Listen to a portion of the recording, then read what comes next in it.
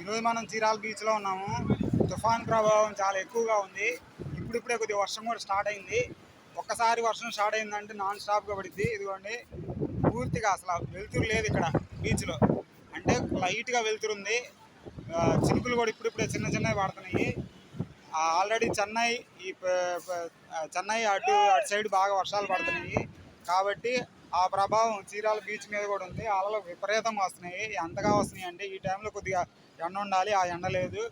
అలలు కొద్దిగా అవతలగా ఉంటాయి, అవి ఒడ్డు దాటి వెళ్ళిపోతున్నాయి అలలు. ఇవ్వండి, ఈ బోట్స్ కూడా తీసుకొచ్చి ఒడ్డు మీదకి తీసుకొచ్చి పెట్టేస్తున్నారు. ఎందుకంటే తుఫాను ప్రభావం టైంలో అసలు ఆ చేపలు పట్టరు.